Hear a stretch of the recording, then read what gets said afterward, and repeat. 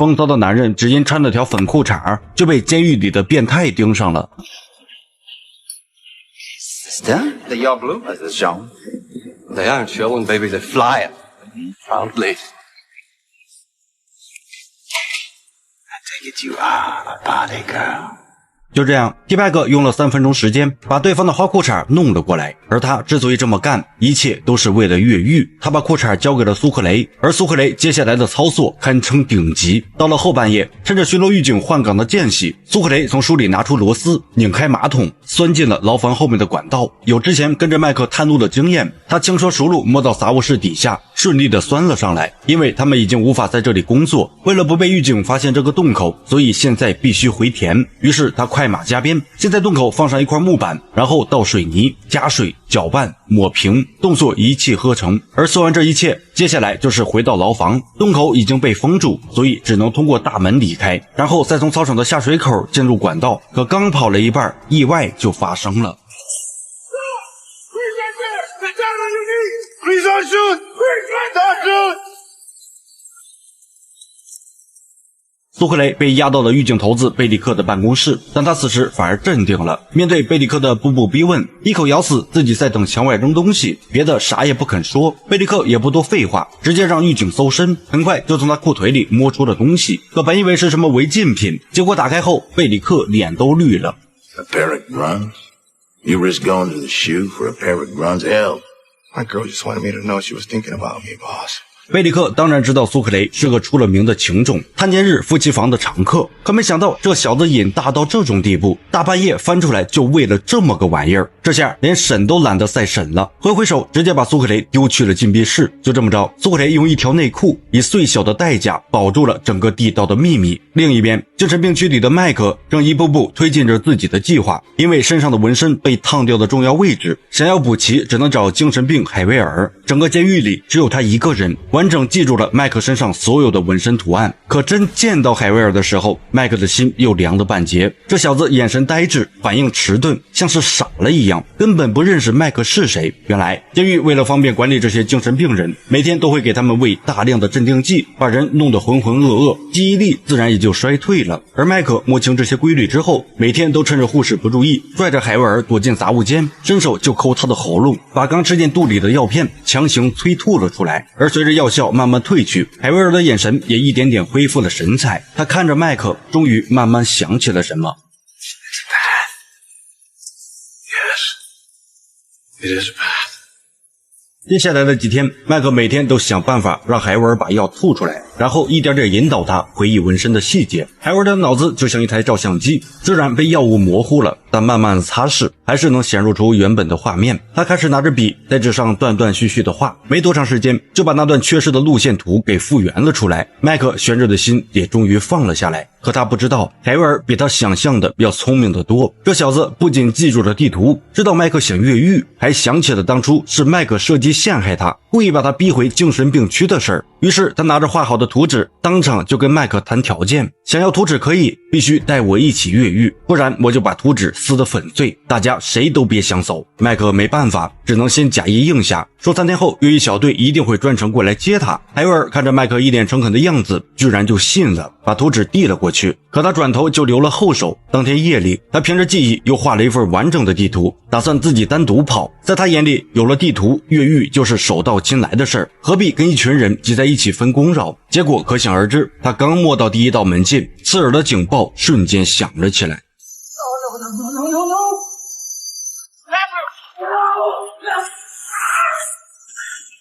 麦克站在窗边静静地看着这一幕，越狱从来不是有张地图就能成的事儿，这个天才还是太天真了。拿到完整的路线图，麦克下一步就是离开精神病区，回到普通牢房推进计划。他早就想好了办法，目标就是手脚不干净的狱警拉西。他托苏克雷的表哥给 DB 库珀带了话，让他利用自由出入狱警更衣室的权限，悄悄把一件烫坏的狱警制服塞进了拉西的储物柜。安排妥当后，麦克直接向典狱长举报，说之前烫伤自己的狱警就是拉西。这个人不仅虐囚，还常年收黑钱，贪赃枉法。典狱长本来就对监狱里的歪风邪气一肚子火，一听这话，当即冲到更衣室，打开拉西的柜子一翻，烫坏的制服、烧的黑桑款整整齐齐摆在里面，这下人赃并获，拉西连辩解的机会都没有，当场就被开除，卷铺盖滚出了狐狸河监狱。借着这件事儿，麦克也顺理成章的康复出院，回到了普通牢房。苏克雷也从禁闭室放了出来，另外还有一位成员也回归了，没错，就是之前被 T-Bag 一刀割喉的约翰。那一刀虽然狠，但却并没有要了他的命。而现在为了计划能够正常进行，他也没打算找 T-Bag 报仇。至此，越狱小队重新聚齐，完整的路线图到手，地道的隐患解除。出去后还有约翰小弟的接应，所有前期障碍都被扫清了。现在横在他们面前的只剩下最后一道致命关卡——医务室的门锁。新的越狱路线终点就是医务室，必须从内部打开门，他们才能进去，顺着窗外的电线爬出去。钥匙一直在萨拉手里，虽然麦克实在不忍心对他下手，可越狱不等人呐。犹豫再三，他还是联系了外面的表面妻子妮卡，他让妮卡去监狱门口偶遇萨拉，然后以想跟他聊麦克的问题，将人领到了附近的咖啡馆。而就在离开时，妮卡故意把自己的包扔在地上，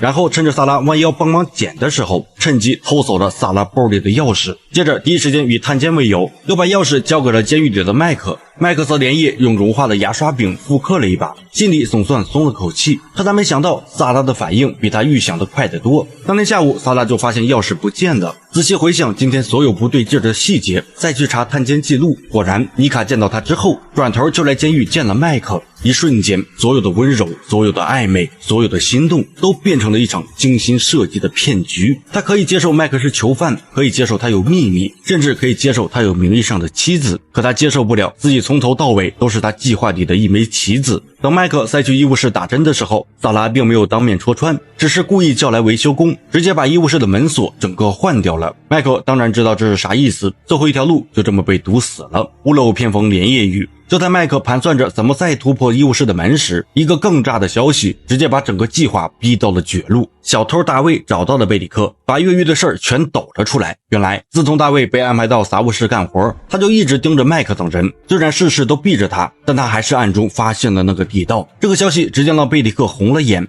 拎着大铁锤冲进杂物室，在地上一顿敲击，很快便听见了空洞的声音，然后掀开地毯，抡起锤子，几下就砸穿了地面。望着这个黑漆漆的洞口，贝里克兴奋的脸都扭曲了。这么多天的怀疑，终于在这一刻得到了印证。而就在他幻想着升职加薪时，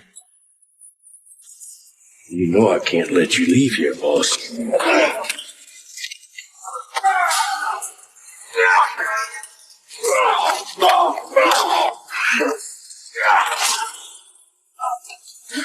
Ah! 原来 DB Cooper 刚才看到大卫和贝利克交头接耳，再加上贝利克听完就气冲冲的离开，他猜到了准没好事儿。过来一看，果然不出所料。而现在虽然打晕了贝利克，并且把他绑进了地道里，但他自己也在刚才的扭打中被玻璃碴伤到了肚子。为了不暴露计划，他并不敢去医务室包扎，只能赶紧将此事告诉麦克。而发生了这种事儿，越狱计划只好提前，今晚必须走，再晚就来不及了。于是麦克开始飞速分配任务，约翰负责联系外面的小弟，安排今晚的飞机，在原定的接应点等着。本杰明去厨房多拿几瓶氧化氢，目的是把囚服全部漂白，到时候混进精神病区用。其他人去找臭味大的东西抹在衣服和身上，干扰警犬的嗅觉，而他自己去搞定医务室的门，还有被关在禁闭室的林肯。而在此之前，麦克先找到了大卫，没提他告密的事儿，反而邀请他一起走。不是麦克心大，是因为上次大卫帮他偷了手表，还没有来得及报答，反正现在已经知道了，防止他再次告密，索性就直接带着走，而且多一个人就多一份力气。大卫看着麦克，心里五味杂陈，他前脚刚卖了人家，后脚人家还想着拉他一把，愧疚感瞬间就涌了上来。 Hey, I heard you were asking Patterson about Bellick. Yeah, it was. It was yesterday. This one's all. You sure? Yeah. 安顿好大卫，麦克转身去了医务室。这一次他没有再耍任何花招，直接跟萨拉坦白了一切。他说自己要越狱，要救哥哥，说之前偷钥匙是他不对，说不求萨拉帮他，只求他下班的时候忘记锁医务室的门就好，就当是犯了个小失误。萨拉看着他，眼里有失望，有痛苦，还有说不清道不明的情绪。他问麦克，从一开始接近他是不是就为了医务室，为了这扇门？麦克沉默了，他没法否认最初的目的，只能说后来动的心是真的。萨拉没答应，也没拒绝，转身就走了。麦克不知道他会不会帮忙，他只能赌萨拉心里那点没熄灭的温柔，赌他对自己那点没说出口的感情。从医务室出来，麦克又去了典狱长的办公室。今天是泰姬陵模型竣工的日子，典狱长看着成品笑得合不拢嘴，说自己欠麦克一个人情，想要什么尽管说。 Actually, there is one thing you can do for me. 麦克的事儿就是来禁闭室看林肯，他把今晚就走的计划告诉了他，但林肯却让他自己走，因为他身上锁着重重铁链，连动都费劲，他不想拖累大家。但麦克怎么可能会丢下哥哥？于是他再次找到典狱长，并且二话不说，从兜里掏出一把匕首，抵在了典狱长身前，威胁他把林肯转到医务室去，不然就会推倒泰姬陵模型，甚至是要了他的命。典狱长对此又惊又怒，他不敢相信这个自己一直欣赏、一直照顾的年轻人，居然敢做出这种事儿。可匕首抵在身前，他没得选，只能按照麦克的要求，用对讲机下令把林肯转到医务室，整晚都留在那里。做完这一切，麦克把典狱长绑起来，塞进了衣柜里，还不忘用对讲机撒晕了他。最后又拿起电话拨通了一个情感电台，把听筒放在一边，制造出典狱长一直在打电话的假象。出门的时候，他淡定地跟秘书说，典狱长在开重要的电话会议，不要让人打扰。秘书丝毫没有怀疑。等麦克回到牢房的时候，所有人都已经准备好了，蓝色囚服被漂成了白色，身上都抹了掩盖气味的马粪，每个人都脸色凝重，手心冒汗，一匹库珀的伤口还在流血。他咬着牙一声不吭，用胶布随便缠了缠。苏克雷紧张的只想吐，满脑子都是女朋友的脸。约翰面无表情，没人知道他在想什么。迪派克眼神闪烁，不知道又在打什么鬼主意。本杰明和大卫也准备好了，另外小队里还多了一个人，就是苏克雷的表弟，他帮忙干的事不少，所以好处自然得给。他们每个人都有自己的执念，每个人都有必须逃出去的理由。而等到自由活动时间，他们全都聚集到了麦克的牢房，然后一个接一个的从马桶后面的管道爬了出去。因为牢房门口挂了白布，所以其他囚犯并没有察觉，一切都是那么的顺利。爬到杂物室下方的时候，他们听见了贝里克的嘶吼声，这家伙已经醒了，磨开了嘴上的胶带，正扯着嗓子喊救命。这要是被外面的狱警听见，所有人都得玩完。众人冲上去，赶紧捂住了他的嘴，将其带到了更深的地方，甚至临走前还不忘问候他两句。 Raise of the outfit, huh, Schofield? He's leading you off a cliff, boys. And you acting like you still in charge. Shut your mouth, bitch. Nail. You. You know he's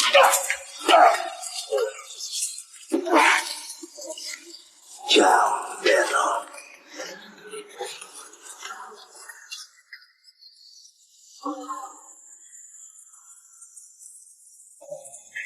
穿过管道，众人在操场的下水道口停了下来，他们又从这里钻上去。为了不被发现，麦克换上贝里克的警服，先独自顺着管道找到了精神病区的火警报警装置，然后掏出一把石灰粉，轻轻吹在密码锁的按键上，4个常用数字的痕迹立刻显现了出来。他仅仅试了2次，就成功破解了密码，按下了火警警报。瞬间，精神病区铃声大作，所有精神病人都被带了出来。麦克趁机找到众人，让大家换上白色衣服，然后趁着混乱从下水道口爬上去，悄无声息地混在人群里。虽然期间发生了一点插曲，但还是被麦克及时化解。几人成功穿过精神病区，再次钻进地下管道，一路直奔医务室。等他们撞开医务室的门，负责看守林肯的狱警都傻了，看着乌泱泱冲进来一群人，当场就怂了，乖乖松开了林肯。蒂派克上去一拳就把狱警打晕，顺手牵羊拿走了他的手铐。没人知道这副手铐马上就会变成他的保命符。现在所有障碍都清了，只剩下最后一扇门。麦克的手放在把手上，深吸一口气，轻轻一拧，门开了。萨拉最终还是选择了帮他，而此时的萨拉正坐在自己的车里，浑身发抖。他知道自己做了什么，知道这意味着什么。他违背了职业操守，触犯了法律，可他终究还是狠不下心。没时间感慨，众人立刻行动，用蛮力拆掉了窗户上的铁栏杆，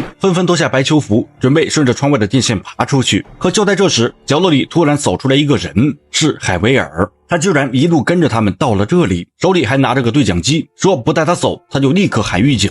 没时间扯皮，麦克只能点头答应。现在多一个人总比功亏一篑强。林肯第一个爬了出去，因为电线的承重力有限，只能一个一个过，速度慢得让人揪心，每一秒都像一个世纪那么长。就在这时 DB Cooper 腿一软，直接倒了下去。原来他这一路都是在硬撑，伤口的血还在不断的流，能撑到这儿全靠见女儿最后一面的执念。他知道自己走不了了，拉着麦克的手，把藏钱的地址告诉了他，不是外界传的150万，是整整500万美金。他只求麦克一件事，出去之后分一份给他女儿，替他去看一眼。说完，老爷子头一歪，再也没了呼吸。但现在来不及悲伤，众人一个个全都爬了过去，现在就剩下麦克和表弟。表弟知道自己太胖可能会压断电线，所以让麦克先爬。可麦克刚伸出一只脚，整个监狱的警报突然响了，典狱长被秘书发现了，全监狱的狱警都出动了，胖表弟也慌了，不等麦克爬完，自己就扑了上去，结果可想而知。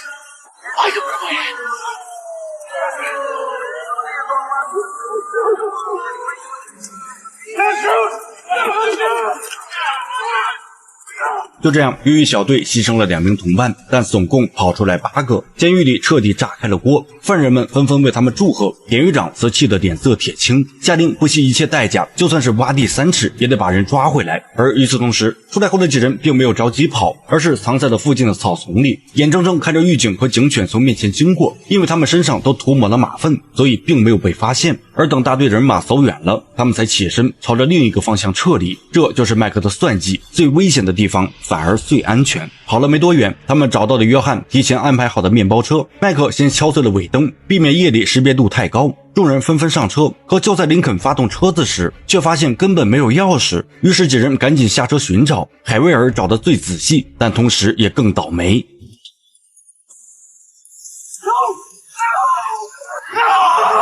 薅下了那个碍事的精神病，几人一路直奔飞机接应点。结果车刚开出去没多远，约翰就露出了真面目。他缓缓从座位底下掏出一把枪，顶在了 T-Bag 的脑袋上。割喉之仇他从来没忘，之前隐忍不发只是为了不耽误越狱，现在出来了也该算账了。可他还是低估了 T-Bag 的阴狠。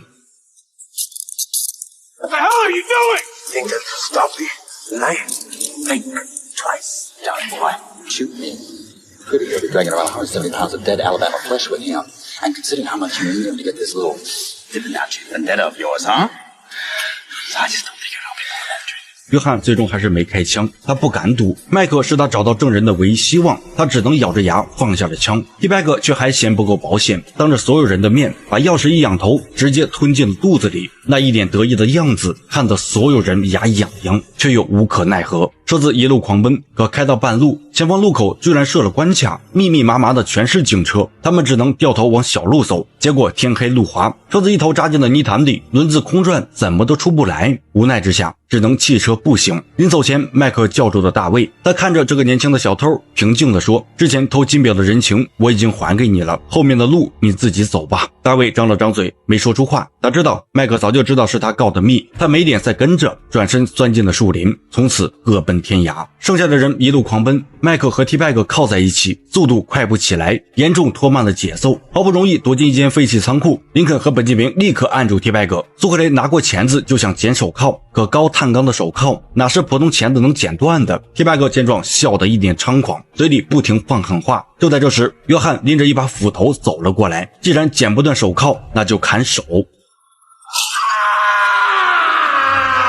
所有人都被这一幕镇住了，连麦克都皱紧了眉头。但现在不是同情人的时候。为了 T-Bag 这个累赘，众人转身冲出仓库，继续朝着飞机的方向跑。他们不知道身后那个男人凭着一股狠劲儿，抱着自己的断手，硬生生爬起来，一步步消失在了黑暗里。接应点就在眼前了，已经能看见飞机的灯光，所有人都拼尽了最后力气往前冲，自由就在眼前，只要登上飞机就能飞往墨西哥，就能开始新的人生。可就在他们离飞机只剩几十米的时候，警笛声从四面八方涌了过来，无数警车包围着机场。飞机上的人一看情况不对，再等下去就要被一锅端了。没等他们跑到，直接发动引擎滑行升空，在众人头顶盘旋了一圈，扬长而去。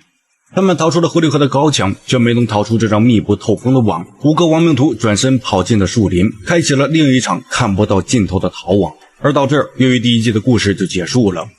至于要不要接着讲下去，我暂时还没有想好，毕竟这一行流量才是王道。但我讲的这期似乎还差那么点意思。从第一期的被众人嫌啰嗦，到后来流量直线下滑，我知道可能跟我的更新太慢有关系。可要知道，每一期视频我都是把好几集内容，至少3个小时的剧情做成20分钟以下的视频，期间要写大纲，再一字一句的码文案，然后配音，最后剪辑，全都是我独自完成。期间不止一次想过断更，但每天收到你们的催更新，以及看见觉得我讲的还不错的评论，最终还是坚持把故事讲完了。所以你如果看到了这儿，我想听听你的建议，要不要继续第2季呢？或者你有什么想看的电影或者想听的故事，告诉我，我讲给你听。最后愿诸位前路皆坦途，万事尽可期。